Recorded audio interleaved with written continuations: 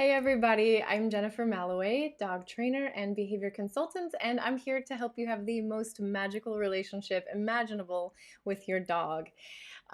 Today, I want to talk about the oft complained about behavior of countersurfing, and I'll tell you what we did horribly wrong with Dizzy in a little bit. But first of all, if this all sounds like anything that you're interested in, topic worth supporting, it always helps for you to subscribe, like the videos, and share them with anybody who you think they might help.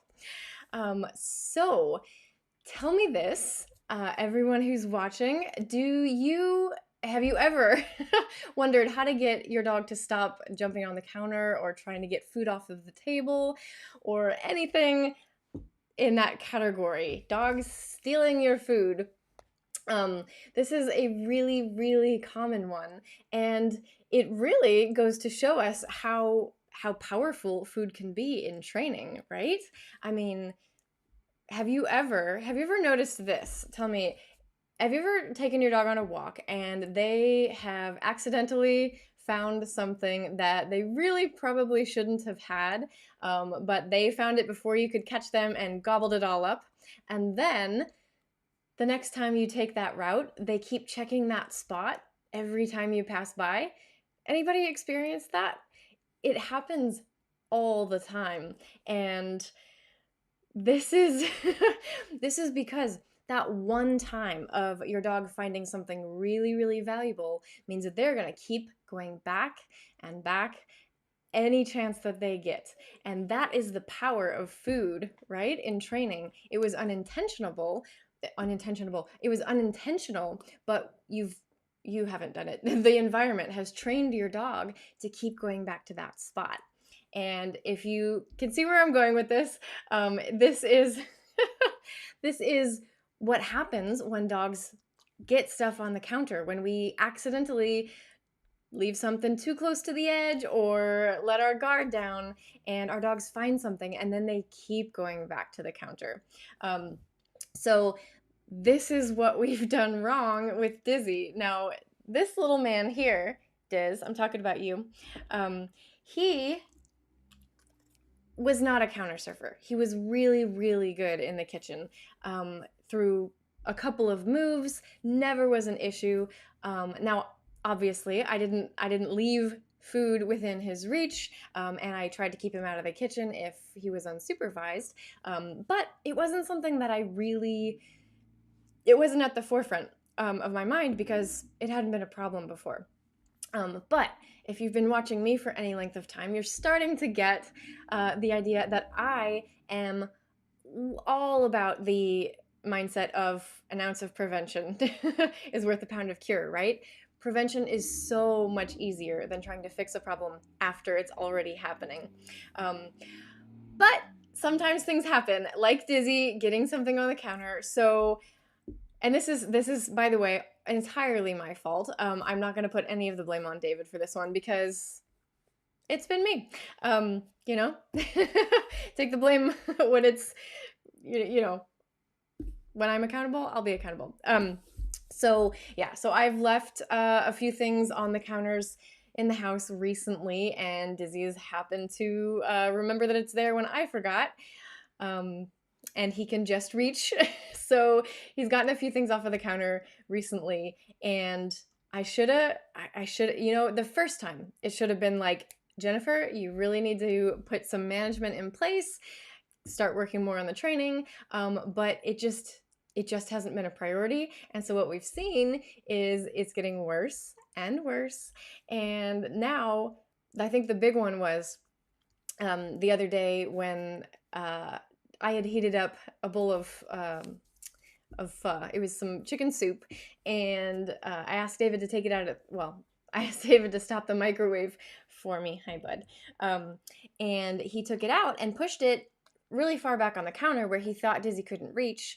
But because Dizzy has now learned that the counter is a really great place to find some awesome treats, he strained and really, really reached to get that bowl of soup, but he got it.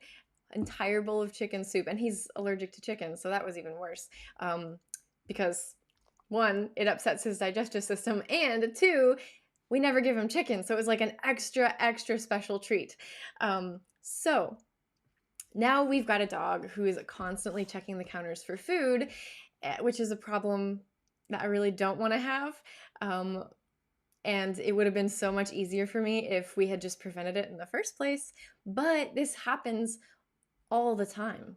All the time, because most of our dogs are highly motivated to work for food, and working for food can look like trying to get on counters.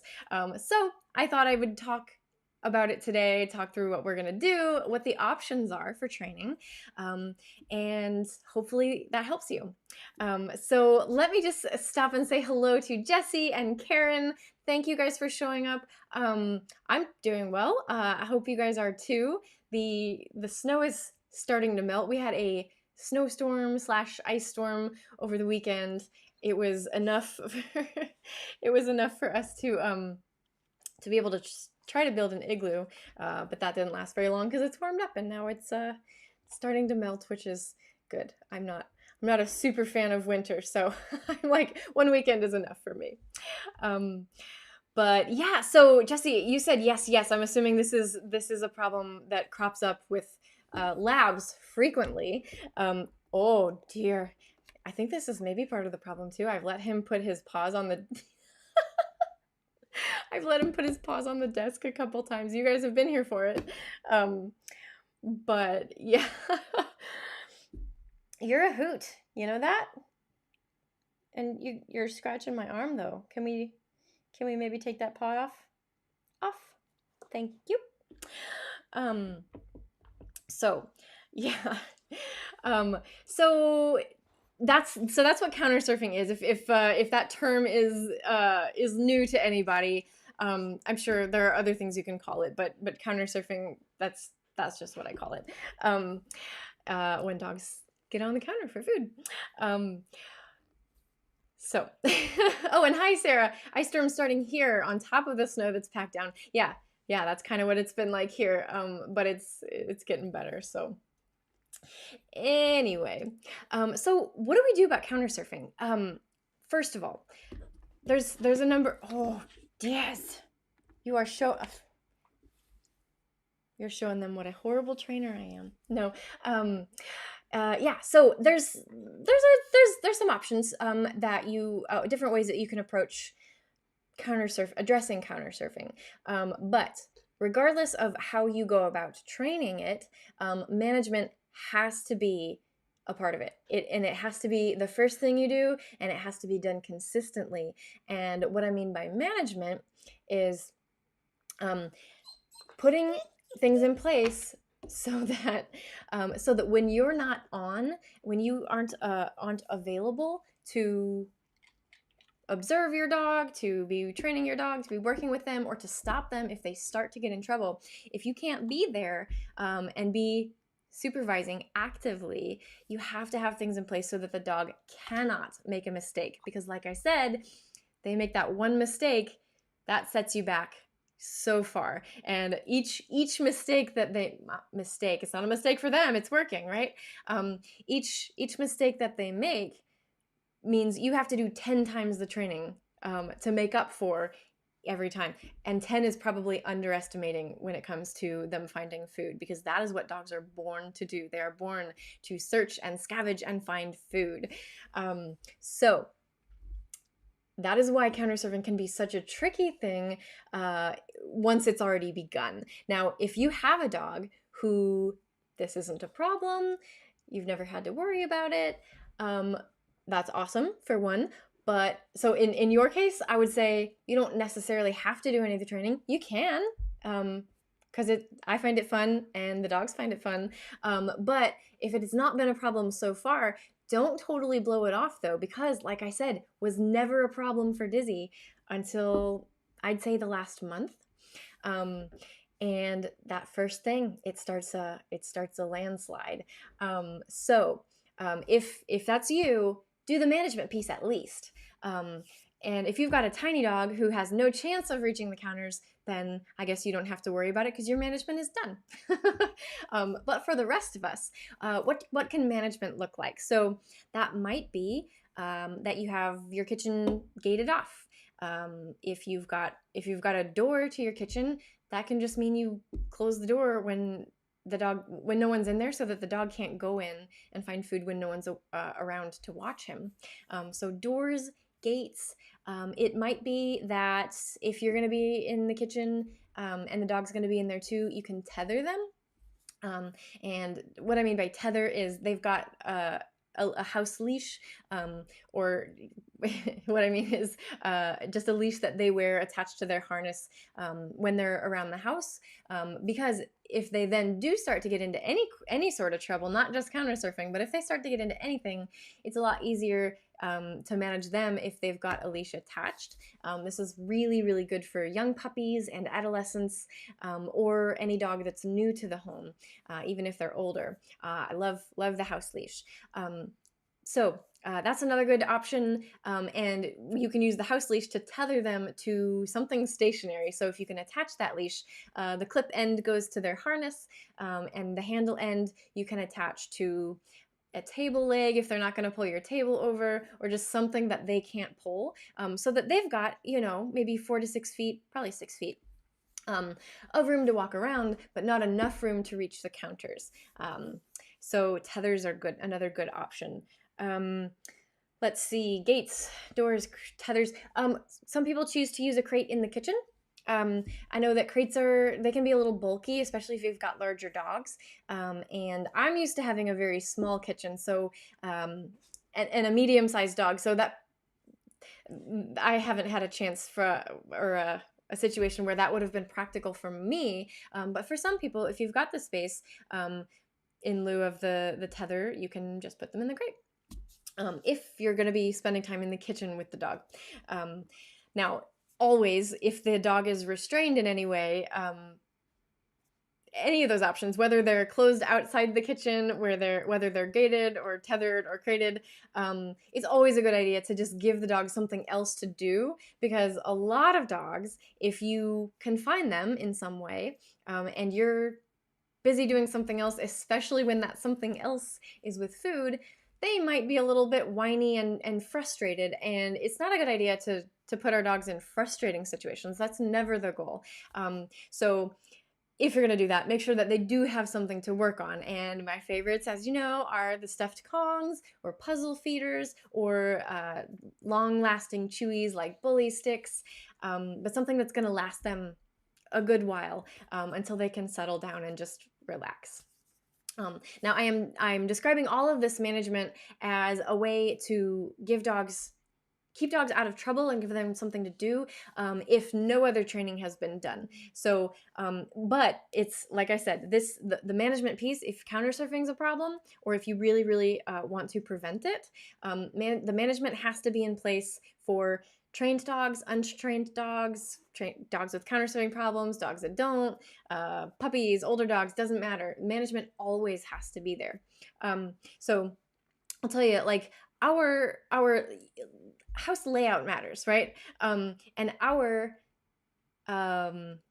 kitchen layout at the moment is like, it's kind of weird. It's like an kind of like an L-shaped hallway. I don't know how you describe it, but it's like the kitchen, all the appliances and everything is just on one wall, and then we've got a big counter that basically makes up the other kitchen wall, and then it's open on two sides. So we could put gates on either side of the kitchen, but the counter, like it's a huge counter, like an island. But food can still end up on the other side because it's a really like open concept kitchen living room sort of area. So we could put the gates up, but that only really takes care of one side of the counter. So gating type management is not really going to work for us in our situation. Crating, I actually did get a crate, and I've been working on crate training Dizzy, getting him a little bit more comfortable in the new crate, because it's different than what he's used to. But he's not. We're just, like, because the kitchen basically is the same as our living space. The management strategies that I've outlined aren't as ideal for our situation, honestly. Like the tether, the crate, the gates, yeah, we could use them and they would help. But I would much rather more heavily invest my effort in the final management strategy, which is just put the food away. Either put the food really, really far back on the counter where you know for 110% certain that your dog cannot get to it, no matter how crafty and creative they get, or put it away. Just don't leave food out. And that's really hard. And it's why I give you the other management strategies up front, because for a lot of us, just putting the dog somewhere, it's a lower bar than being like so on that we can clean up all the time. You know what I'm saying? Like, but because of our kitchen setup, I'm just like, okay, I just have to get much better at cleaning up after myself. I mean, and I'm not like, I hope you don't think I'm not like a super dirty person. Like I clean the kitchen all the time. Hello, baby. Hello, my boy. But sometimes it doesn't get done right away, and that's where this is going to become crucial. Are you poking me in the shoulder now too? Give me that food, lady. There you go. Okay, so yeah, so you've got a variety of management strategies. The one I'm choosing is just, I have to be much better at cleaning ahead of time so that there's nothing for him to find. Rude, so rude. Off. Can you please off? Thank you. Have a seat. What do you say? What do you say? Good boy. All right. Oh, Karen says, I love how he tries to get your attention. Oh, we had about an inch of ice and a tree limb landed beside our kitchen window and you're without power. Oh my gosh. I don't know where you're at, but I'm from Missouri, and yeah, we had the really bad ice storms in later years. Diz. And yeah, so no, I've been there. I spent the last 7-ish years living in San Francisco, and I haven't seen snow in that whole time, I don't think. So it was like a novelty, but yeah, no. Hi, Linda. So good to see you here. She says it's incredibly difficult to concentrate on your words with Dizzy trying to steal the limelight. Yeah, he's very good at that. My mistake for having food on the counters, right? But I like when he joins our shows. I think the people like it too, right, Diz? Right? Off, please. We should do a show on how you like your dog to get your attention, because Dizzy's, this is the thing. I was about to say, he's been really, really good and sweet about how he gets my attention for the first year that I had him, and now all these like naughty habits are creeping in. Like I don't like the pawing because it hurts. He can scratch me. But when I'm not looking, he's like, I don't know how to get your attention. I don't like the whining. Normally sitting there and and doing his little sit pretty trick, that'll get my attention pretty fast. But anyway, that's for another day. Karen says, oh, you're in Virginia, and it was cold 24 degrees in the house? Oh my gosh. Because you had no power. Holy moly, I would have left. I'd gone to a hotel or something. Pet-friendly, Airbnb, I don't know. I don't do cold. Linda, can I come live with you? I'm over the winter here. Candy had a coat on all weekend. Oh my gosh. Diz. Off. Go lie down. You're getting kicked off the show, Diz. Go lie down. Thank you. All right. Ooh, this is a perfect example, you guys. Okay, cool. So wait, I meant to scoot that way for a moment. So he's got his bed over there. And what I'm trying to do here in the office for when I'm live with you guys is exactly one strategy that you can use to address countersurfing. So what I ask him to do is something that has been pre-trained, which is go lie down, and that means go to this specific mat. So in this room, that means that bed, and I can cue it, and he goes there, and then from there I can toss him treats so that he gets rewarded for being in that spot and not scratching my shoulders. But I can't focus on that right now because I'm talking to you. So this, I don't know. We're gonna figure out something for the office, but this is exactly what you can do for countersurfing in the kitchen. So if your dog is always trying to be sneaking around, trying to get food off the counter when you're not looking, or maybe they're just on your heels trying to get stuff when you're handling food and you're cooking, this is a really, I keep getting my left and right mixed up. That one. This one is a really, really great strategy if you can put just a mat, like a mat that's for the dog in the kitchen. Or heck, you don't even have to get a dog-specific mat because a lot of times we already have mats in the kitchen in various places. So if you put one in a space that is okay for your dog to be, and then you give them food there, that's a really, really good way to train them that you can be in the kitchen, you can hang out with us, and you can get the goods, but only if you're over there. Not if you're following us around, not if you're trying to get into stuff on the counter. That's the spot where the good things happen. Now, really, really important to remember, going back to that, the first thing where we started, that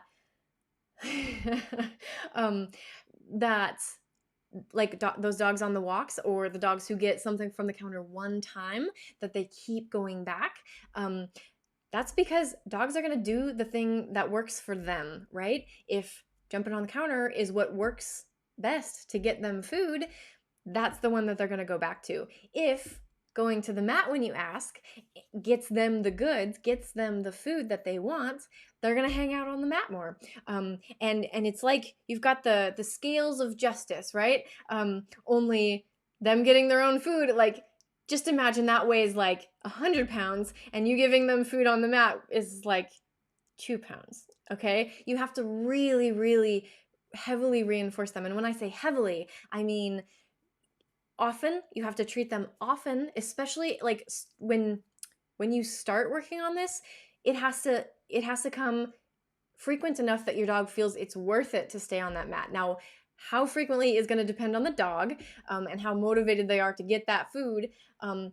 So frequency, and also how valuable is the food that you're giving them. If they smell chicken on the counter because you're making some really, really like delicious smelling chicken for your dinner, and what you're tossing on their treat, or what you're tossing on their mat, is some Zook's dog treats or just their kibble or just something really low value like that, not gonna cut it, not gonna be worth it for them to stay over there. So you have to make sure that it's worth their while to stay on that mat. But this strategy works beautifully, and I can't believe, like, he's still over there, right? So I'm gonna continue to treat him for staying there. Now, as this was, I don't know, I didn't time it. Maybe I should have a timer in here too. This is great. I can train him live for staying on his mat while you guys are watching. So when I first started training Dizzy to go to a mat and to stay on a mat, of course, those treats had to be coming every second, and then every 2 seconds, and then every 5 seconds, you know, and we build on that. On average, right? I don't like, it's not that regimented, but you get the idea that you gradually increase the time that you expect your dog to wait between rewards. But at this point, as you can see, he's hanging out there for, I don't know, that was at least a couple minutes, maybe several minutes. I don't know. It's hard to tell when I'm talking, but It's been a while. That's a good long while for a dog, especially a dog who knows that I'm sitting over here with a jar of treats. Um, so this is really, really good. The other thing that could easily be overlooked, but that's worth mentioning, is that that bed, that bed that he's got is super, super comfortable, right? He would probably be much less likely to stay in any spot in the room that I put him if it wasn't comfortable. Now, here up here in the office, I'm in a carpeted room. He's got some other options. The yoga mat's on the floor, which he does like to lie on. But that guy, that little bed, that's like a memory foam thing. So it's the comfiest spot in the room, which not that hard to do in the kitchen. You know, kitchens usually are hard floors, so if you put anything down, it's likely more comfortable for your dog. But boosting the comfort level of that spot can also encourage them to stay there a little bit longer. You can just juice it and get a little bit more while you're training them to stay there longer and longer. Oh my gosh, Karen. So she says the hotels didn't have power either. Oh, I'm so sorry, but you have power now, and I'm really glad because I'm such a wimp when it comes to cold weather. I don't know how I would have toughed that out. We'd have burned the house down just to create a fire or something. And Linda says yes, but only if you bring Diz. Diz would love it, I'm sure. Karen says, "Oh, you need a mirror for the office so you can still see him and talk with us." So yeah, I mean, I've got the cameras so I can kind of see, but I get my right and left get all mixed up, and so I get confused. I should get a mirror. That's a good idea though. But again, you know, I'm kind of impressed with him. Like he's staying over there. But this is exactly how it goes. So what you would do is start off teaching your dog to go to a mat. And we could talk about that another time. But once you can get them staying there for at least a few seconds, then you can just feed them while you're cooking, you know? And here's the thing is dogs can have most foods that we can eat, right? There's a few things on the no-go list that you shouldn't be giving to dogs. But unless your dog has some specific food sensitivities or allergies or stuff that's just not good for your particular dog, they can have most things. So if you're cooking and there's something that they want, you can give them that thing. That way you don't even have to worry about you're handling your human food and then you're touching the dog food to give them a treat and then you got to wash your hands again. Like you don't even have to worry about all that because they can have what you're having, and what you're having is what they really want. So that's going to be the most effective treat to be giving them. So it's really, really, it's a nice way to just kind of bake the training into your day-to-day routines. If you're doing this while you're already in the kitchen anyway, this is one training goal that you might have that doesn't require you to set aside extra time in your day for training. You know, it's like you got your work, you got, to take care of yourself, take care of your family, you got to clean, you got to cook, you got to eat, blah, blah, blah, and then you got to do the dog training. This is just something that you can train while you're cooking, while you're in the kitchen, while you're eating, even. But it's a really, really good idea to have that specific spot where your dog knows this is the place where I get rewarded, not a counter, this place, this mat, this bed, whatever. And so that's what I am trying to do with Dizzy. We've got our Dizzy's kitchen mat. But for those of you who don't want to go through all of that, there's still hope. And here's the thing.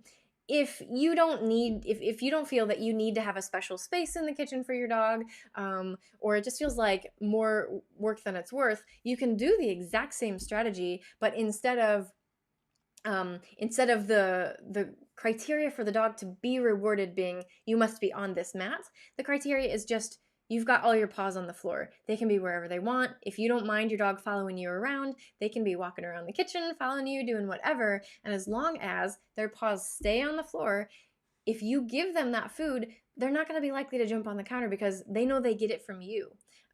So that's the cheapy way to just achieve the goals that you want, which is your dog's not jumping on the counter, because what works is staying on the floor. Like I said before, dogs are they're going to do the behavior that works for them, which means if jumping on the counter doesn't pay off because you've cleaned and they've never found anything on the counter, but guess what? Staying on the floor does pay off because that's where you give them treats. That's a win, that's gonna work. Just remember that one time that you slip up, that one time that we fail to have all that management in place. Remember the gates and the doors and all that. The one time they're gonna be like, oh, well, this works too, so why stay on the floor when I can just get it myself? I'll help myself, Mom, don't worry. You don't have to you don't have to get that food for me. I got it. And that's why that 100% management is so crucial. Not 99, 100%. And it's I really emphasize that because of the risk of that slippery slope. Like I said, like I described, that Dizzy's going down, or I'm going down. He doesn't care. He's like, this is awesome. I win either way. But not just because of the slippery slope, but also because it takes the pressure and the responsibility off of us humans, except for the cleaning part. Just gating your dog outside the kitchen, or crating them or tethering them to where they can't reach the counter, it takes all that responsibility off of you. You don't have to worry as you're moving about what they're doing, or when they start to they look like they're gonna start to get on the counter. And here's the thing, if you're taking the route where your dog is free to roam, you've not tethered or gated them out of reach, and you're not doing the mat thing. If your dog is just free to roam in the kitchen, you do have to be really, really on. You have to that was a weird air quotes. You have to be on, meaning you have to not only be paying attention to what you're cooking, but you have to be paying attention to what your dog is doing, and you have to know, what does it look like when they're about to jump on the counter. Maybe your dog is one who starts, zigzagging around the kitchen and they're air scenting. They've got their nose in the air and they're sniffing.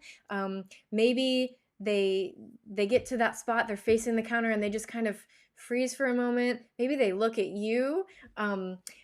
Every dog is going to have their look, you'll know it. When it's your dog, you'll know it, because you will have seen it a number of times. So you have to be really, really good at catching that moment, so that if they do have a moment where they're gonna jump on the counter, you can stop them before it happens, right? After it happens, either they've gotten the food and it's too late and you're in the red again, or you're gonna feel like, well, now he's done something bad and I have to punish him. But we know that we don't want to punish dogs, because it's a whole other rabbit hole you don't want to go down.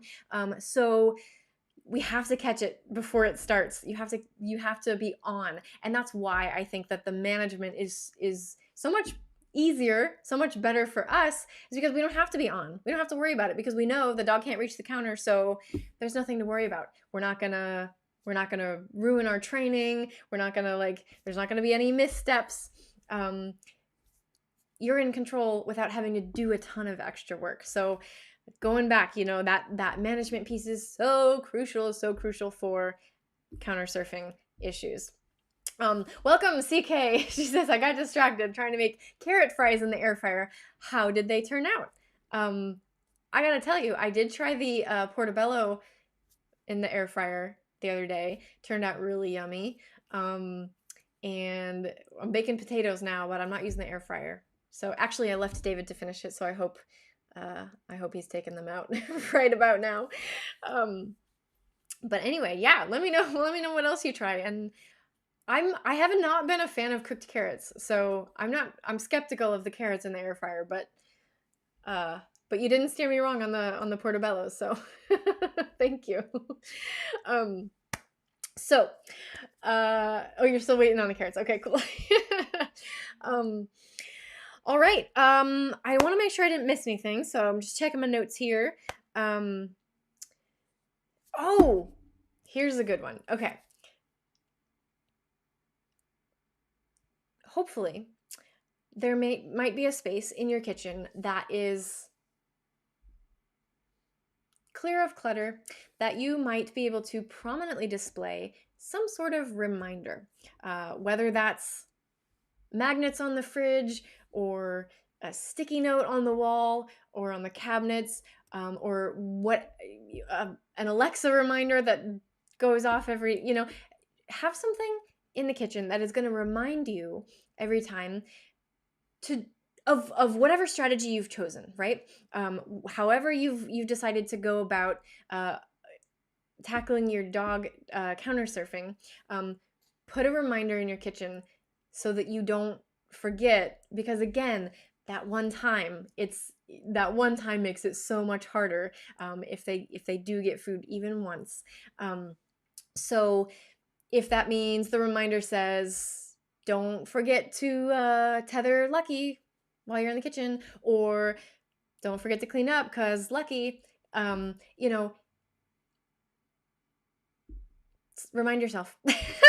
That's really all it is, because it's so easy to forget. It's so easy to let everything else that you have to worry about in life take precedence, and it takes over our brain, and we forget that, like, oh yeah, we really don't want Dizzy jumping on the counter. Totally forgot that we need to clean up right away. And I just gotta laugh at myself because I was cooking. I was making the potatoes earlier, and I did leave a mess downstairs. But you know what we've done to manage the situation until I can get back down there and clean up is he's in here and the door's closed, so dog doesn't have access to the kitchen. So it doesn't have to be just when you're in there, but the management has to be in place when you're not in the kitchen too. So if that means blocking off the kitchen, or it just means keeping the dog with you, either way, that's management that you don't have to worry about. So I don't have to sit up here on live stream being like, oh my gosh, I forgot to clean, and Dizzy's gonna get it, and David's not paying attention, and oh my gosh, blah, blah, blah. Like, I don't have to worry, So yes, the management is crucial, and kind of like how I described our kitchen does, a lot of the typical situations that I recommend people use, they are not going to work that well in our kitchen. So you can get creative. You can tailor it to your dog and your house. Oh gosh, words. Like the floor plan. That's what I was. Your situation, your dog, your floor plan. You're going to do the one that works best for you. But whatever you choose, put a reminder up, and don't forget to stick with it. This is a long game, guys. Like I said, Dizzy was great for a year, and I had a couple slip-ups, and now we've got a full-blown problem. Now he's on the counter multiple times every day, and yeah. So I'm trying to share what I have learned, so that none of you end up in the same boat, because it's not the worst thing. Like, he's not biting anybody, but like, we don't really want that happening. I'm sure that David will appreciate if I can get my act together and fix it, because I think it bothers him more than it bothers me, honestly. But yeah, if it's something that bothers anybody in your household and it's worth the effort, hopefully this stuff can help you avoid a problem. And if it's not a problem already, just going back to what I said in the beginning, like, ounce of prevention is worth a pound of cure, guys, right? Do the management so that you don't have to do the training. And welcome, Flash in Your Pan. Thanks for joining and subscribing today. And yeah, so I think that's it.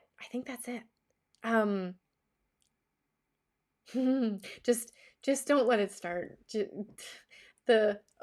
See, I went too long, and he's like, staying in the bed is not paying off. I was hoping I would have this as an example. So um, the bed wasn't paying off. So he does what second strategy, which is I've got a box next to my chair that he can jump up onto, which is what he's sitting on right now. And that space has paid off in the past. So that's strategy number 2. He's like, okay, I'm going to jump up on my box. Jennifer likes it when I'm on my box. Maybe that will work. And if Jennifer's smart, she will reward it before it starts the before the pawing and the scratching starts, right? You saw him lift his little paw. I saw that too in the camera. And that's strategy number 3. If I ignore him for too long while he's but you see what happens is I get a couple minutes with him on the bed without treating him, but I get maybe seconds of sitting on the box without treating him before the pawing starts. So he's got like this. It's like a oh my gosh, I can't do words today. Not airlock. What am I? It's like I don't know. Anyway, he's just got these levels. He's like, okay, I'll try what she wants me to do. When that doesn't work, we go to strategy number 2. When that doesn't work, we go to strategy number 3. And the dog, Dizzy in this case, is gonna put as much effort into each strategy as they put as much effort in the strategy as the strategy pays off, right? So number 4, paws on the desk. You're giving us a really wonderful example here, Diz. But that is not gonna work. And so I'm not gonna tell him what to do. In this case, I'm gonna see. Yeah. Good job, Diz. Look. So I better get in here and reward this because that's the behavior I'd like. I'm okay with sitting on the box. I'm okay with sitting on the bed. But once the pawing starts, once the jumping on the desk starts, I'm not a fan. So I don't want to reward it. And I could ask him to do something else. I could ask, he knows off and he knows go lie down. So I could give him one of those cues, which gives him a specific other thing to do that is incompatible with the things I don't like, the pawing and the jumping. But if I let him repeat this, so this is something we call behavior chaining. If every time he paws me, I ask him to get off and then reward him, then I've built a nice little chain. He knows I paw her, she'll ask me to get off, I get my treat. Paw, off, treat, paw, off, treat. And so now the chain it's not just, oh, Dizzy, I taught you to get off and now I can ask you to get off of anything and it's wonderful. Now this is a very smart dog and he's figured out I can get her to say off by doing naughty things. So I don't want to build that chain. I want to break it. So in this case, I'm just going to wait, when he does the naughty thing. So he pawed me several seconds ago. I let it go too long. Dang it. But I'm going to totally ignore this right now. He just put his paw down. Yep, he's getting a little antsy. You see how he's restless. He's like moving his body around. Because he's not. That lets me know that I don't have very long before he tries something else again. He really wants that food, but he's not going to get it until okay. So this one I'm okay with. I don't know if you can see because my thing's blocking, but he is actually he is forcibly putting his chin into my arm, which is called a chin rest. This is a behavior that I have trained a lot. And so I'm okay with this. I'm okay with this as a way for him to get my attention. Because as you've seen here today, there are lots of ways that he could try to get my attention. And I like some of them, I don't like others, but some of the ones that I like don't always work for him.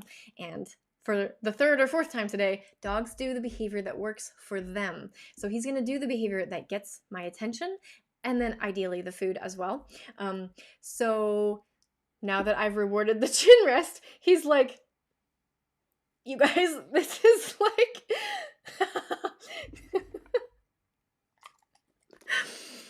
that's the behavior I get because that's the one that's working for him right now. So now I have to keep my arm here because I don't want you to miss this. I think this is hilarious. Um, but what I was going to show you before he did this beautiful thing is he was pawing me, and my strategy was going to be to completely ignore it, but then wait for him to sit on the box still for a couple seconds. It looked like I only had maybe 2 or 3 seconds between moments of him trying to paw me. So I would have had to get in there like, okay, count to 2 Mississippi, and then he gets a treat for being still. And that's my starting point for today's training. Good boy. So I'm going to say 1 second of you just sitting on the box. That can work for him as well. He doesn't have to do his chin rest right now. And I want to let him know that by giving him a treat. So I got maybe 3 seconds, 4 seconds. Good boy. And he's going to get another one. And this is what you can do with your mat in the kitchen if you're working on countersurfing too, is if they're on the mat and you've only got 2 seconds of the dog staying on the mat, you're going to count, 1, 2, good boy. Watch what he does, you guys, when I say good boy. He's staring at the food right now. But when I say, watch this, good boy, he looks up at me. You see that? He knows what that means. So in this instance, that's my marker. I'm letting him know that whatever you're doing in this moment, when I say, good boy, that's what you're getting this treat for. Good job, baby.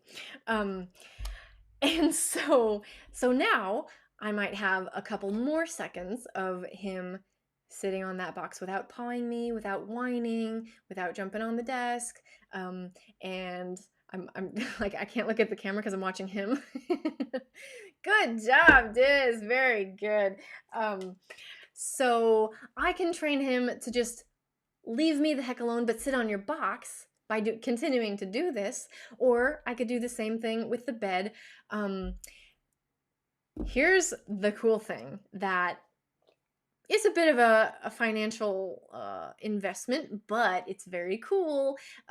If this is something that's really important to you, I'm going to tell you about our toy. Ooh, maybe I'll go grab it so I can show you, because I think it is hands down one of the coolest training tools that you can find today, in existence.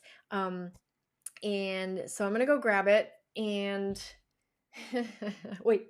Oh yeah, it is over there. Okay, cool. And I will tell you all about it.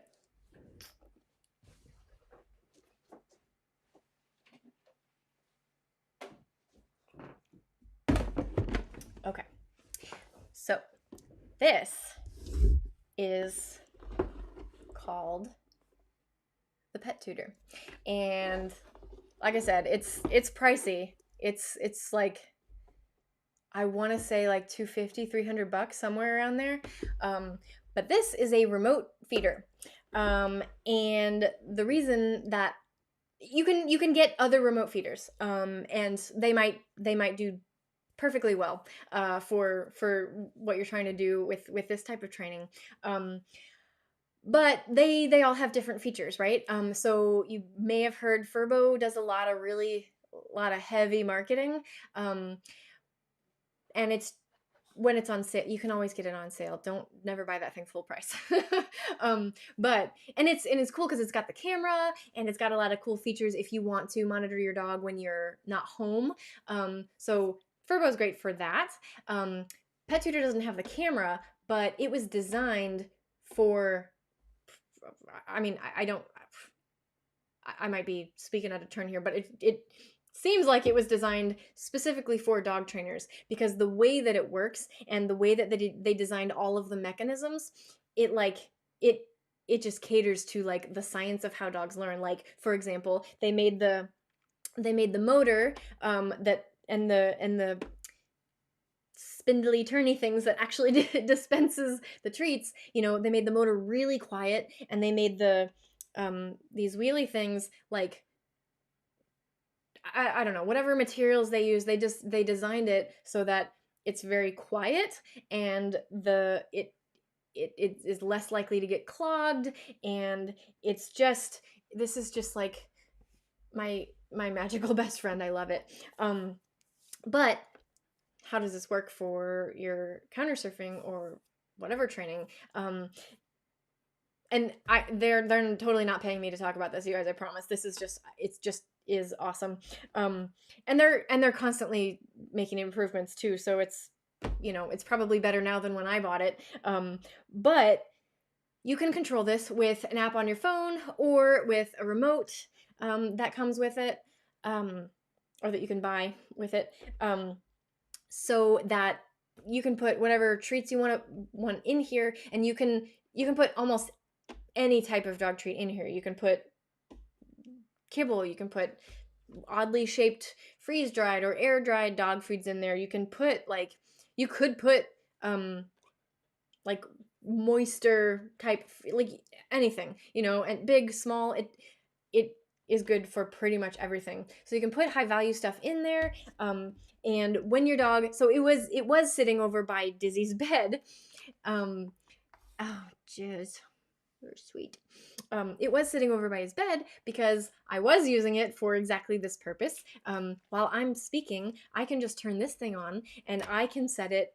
Oh, the settings are like the variety of settings that you can put it on are like incredible. And so what I normally do for stuff like this is I'll change the settings so that it will dispense food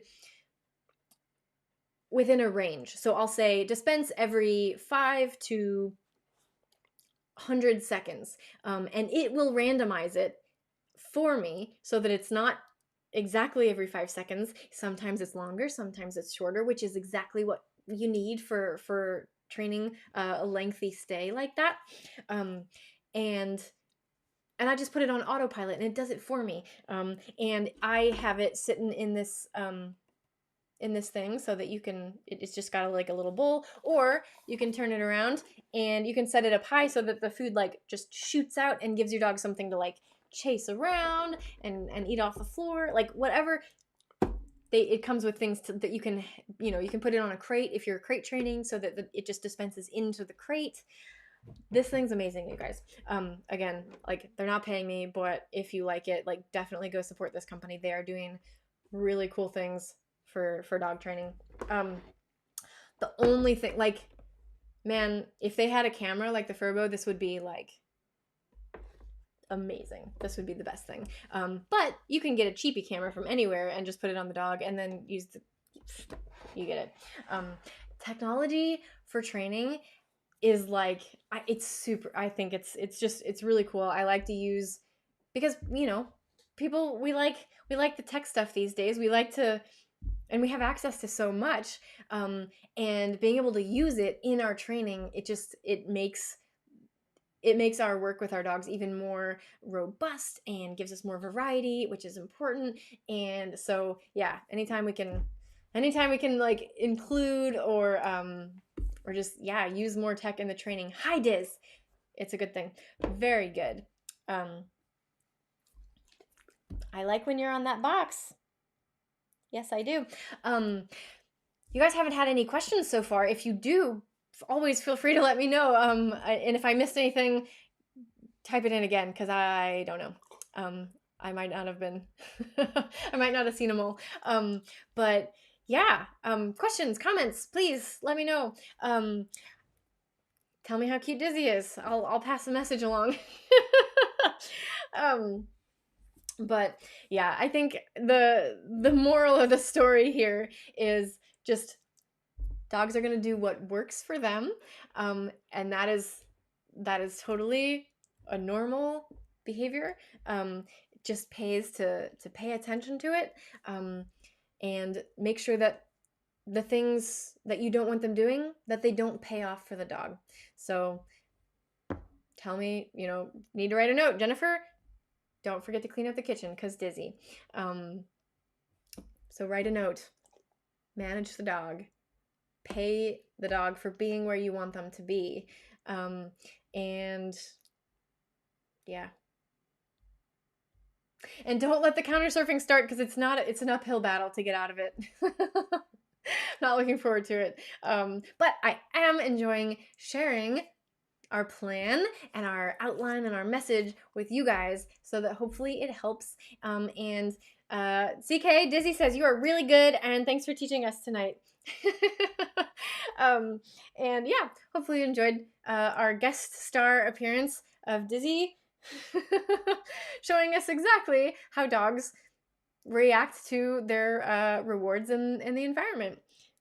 And this silly little armrest. I just think this is the funniest thing. Okay, all right. I like it. I like the behavior, so I'm going to pay him for it because I want it to happen more.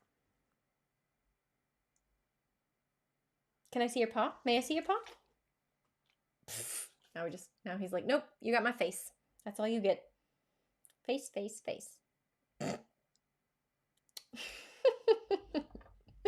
All right, I will let you guys go. You guys have a wonderful, wonderful evening, and I will see you on Wednesday. If you enjoyed this, if you think anyone else would enjoy this, please share the video, subscribe to the channel, like the page, like the videos, do all the things. And if you think that this is a worthy cause and you would like to support me in continuing to be able to share messages like this, you can find me at buymeacoffee.com/Jennifer Malloway, which also is very much appreciated. Not expected, but very much appreciated. So with that, I will see you on Wednesday. Can you say bye, Diz?